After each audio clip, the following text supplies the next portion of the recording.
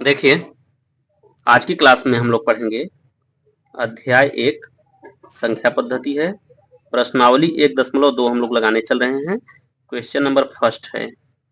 तो देखिए क्वेश्चन को सबसे पहले हम लोग पढ़ते हैं। नीचे दिए गए कथन सत्य हैं या असत्य हैं? कारण के साथ अपने उत्तर दीजिए। कारण के साथ हमें उत्तर देना है। अब देखिए पहला जो क्वेश्चन है, प्रत्येक अपरिमेय संख्या एक वास्तविक संख्या होती है। तो सबसे पहले यह बात असत्य है। असत्य क्यों है? कि वास्तविक संख्या में परिमेय और अपरिमेय दोनों आते हैं। जो वास्तविक संख्या होती है आपका, यहाँ पे आपको परिमेय भी मिलेंगे और अपरिमेय भी मिलेंगे। अपरिमेय भी मिलेंगे ना। तो इसीलिए प्रत्येक अपरिमेय संख्या, देखिए यहाँ पे थोड़ा सा मिस्टेक हो गया क्वेश्चन को पढ़ने में। प्रत्येक अपरिमेय संख्या एक वास्तविक संख्या होती है। तो आप कहेंगे हाँ, यह सत्य है, यह बात सत्य है। प्रत्येक अपरिमेय संख्या वास्तविक संख्या होती है। चूंकि जो यह अपरिमेय है वास्तविक के अंतर्गत है। सभी वास्तविक संख्याएं अपरिमेय नहीं हो सकती, लेकिन प्रत्येक अपरिमेय संख्या वास्तविक होगी। तो प्रत्येक अपरिमेय संख्या एक वास्तविक संख्या होती है, सत्य। हाँ, सही बात है। अपरिमेय जो है वास्तविक संख्या के अंतर्गत आती हैं। तो आप यहाँ पे लिखेंगे कारण में, हाँ, सभी अपरिमेय संख्याएं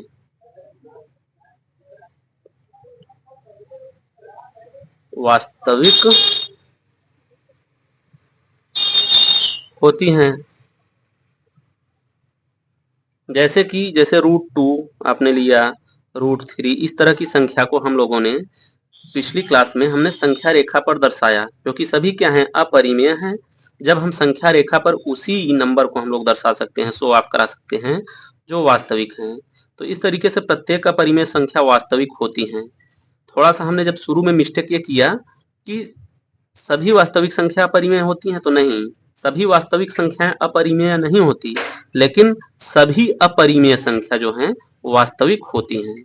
यह बात आप लोग ध्यान में रखिए। अब कह रहा है दूसरा क्वेश्चन, संख्या रेखा का प्रत्येक बिंदु √m के रूप का होता है, जहां m एक प्राकृतिक संख्या है। अब देखिए ध्यान से देखिएगा, संख्या रेखा का प्रत्येक बिंदु √m के रूप का होता है, जहां m एक प्राकृतिक संख्या है। तो यह असत्य है। यह क्या है? असत्य है। सबसे पहली बात असत्य है। क्यों असत्य है, हम बता रहे हैं। अब देखिए संख्या रेखा का जो प्रत्येक बिंदु होता है, संख्या रेखा पर वास्तविक संख्याएं होती हैं, और वास्तविक संख्या में बहुत सारी संख्याएं हैं। परिमेय भी आ जाता है और अपरिमेय भी आ जाता है। तो परिमेय के अंतर्गत भिन्न भी होती हैं, दशमलव भी होता है, इस तरीके से, और पूर्णांक भी होते हैं, ऋणात्मक पूर्णांक होते हैं, और अपरिमेय में करड़ी वाली संख्याएं होती हैं। सभी तरह की संख्याएं होती हैं। इसलिए जहां यम एक प्राकृतिक संख्या है, तो हम कह सकते हैं यह बात असत्य है। संख्या रेखा का प्रत्येक बिंदु √m के रूप का होता है, जहां यम प्राकृतिक संख्या है, यह बात असत्य है। तो यहाँ पे हम कारण में क्या देंगे? कारण चूंकि संख्या रेखा पर सभी वास्तविक संख्याएं होती हैं, सभी वास्तविक संख्याएं होती हैं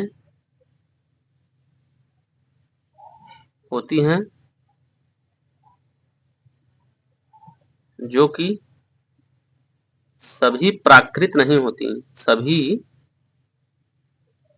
प्राकृत नहीं होती।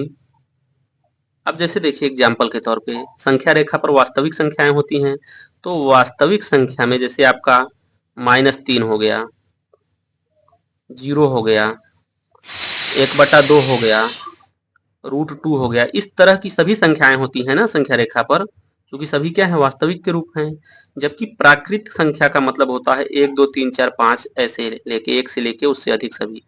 तो यहाँ पे निगेटिव भी है, जीरो भी है, भिन्न वाले भी हैं, करड़ी के अंदर भी हैं, तो सभी प्राकृतिक तो नहीं हुई, तो हमने कारण भी दे दिया। अब यहाँ पे तीसरा क्वेश्चन, प्रत्येक वास्तविक संख्या एक अपरिमेय संख्या होती है। प्रत्येक वास्तविक संख्या एक अपरिमेय संख्या होती है। देखिए यही क्वेश्चन पहला जो था उसी का जस्ट अपोजिट दिया है।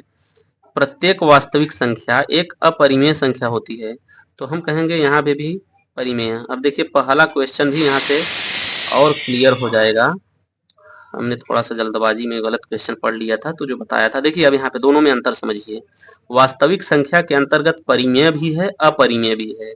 अगर आपसे कहा जाए कि सभी परिमेय जो हैं, अब ऐसे कह लीजिए परिमेय और अपरिमेय जो है दोनों वास्तविक के अंतर्गत हैं, वास्तविक के अंतर्गत हैं, लेकिन वास्तविक जो है इन दोनों के अंतर्गत नहीं है। इसलिए अगर कहा जाए कि प्रत्येक वास्तविक संख्या अपरिमेय संख्या होती है, तो यह बात असत्य है, यह बात असत्य है। चूंकि क्वेश्चन नंबर 2 को भी इसी में हम लोग देख लेते हैं।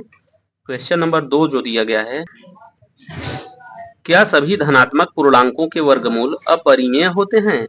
यदि नहीं, तो एक ऐसी संख्या के वर्गमूल का उदाहरण दीजिए जो एक परिमेय संख्या है।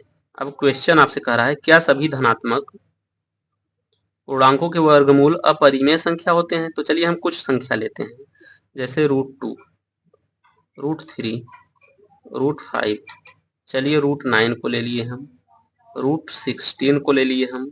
अब इस तरह की हमने संख्याएं लिया, तो √2 का वर्गमूल जो है यह तो अपरिमेय होगा, यह भी अपरिमेय होगा, यह भी अपरिमेय होगा। यह सभी क्या हैं? अपरिमेय, अपरिमेय। लेकिन √9 और √16 इनका जो वर्गमूल अगर हम निकालेंगे तो 3 आएगा और 4 आएगा। तो क्या सभी धनात्मक पूर्णांकों के वर्गमूल अपरिमेय होते हैं? तो 3 और 4 जो हैं अपरिमेय नहीं हैं। अपरिमेय नहीं है तो हम कहेंगे नहीं, नहीं, सभी धनात्मक पूर्णांकों के वर्गमूल अपरिमेय होते हैं, इसका मतलब नहीं, नहीं होते। यदि नहीं, तो एक ऐसी संख्या के वर्गमूल का उदाहरण दीजिए जो एक परिमेय संख्या है। तो आप उदाहरण के रूप में, जैसे करड़ी में 9, करड़ी के अंदर 16, करड़ी के अंदर 25, करड़ी के अंदर 36, करड़ी के अंदर 100, ये सभी संख्याएं उदाहरण के रूप में हैं। तो आप किसी एक को उदाहरण लिख लीजिए कि √9 का वर्गमूल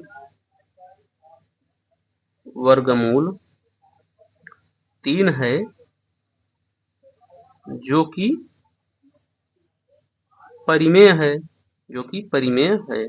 अब देखिए √3 क्या है, सॉरी √9 जो है इसका वर्गमूल एक पूर्ण संख्या है, इसीलिए यह क्या है? परिमेय है।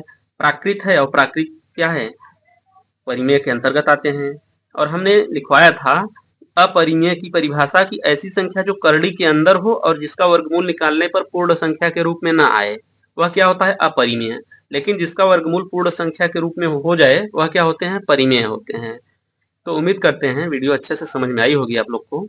तो वीडियो को ज़्यादा से ज़्यादा लाइक और शेयर करिए, चैनल को सब्सक्राइब करिए। मिलते हैं नेक्स्ट वीडियो में। Take care, bye.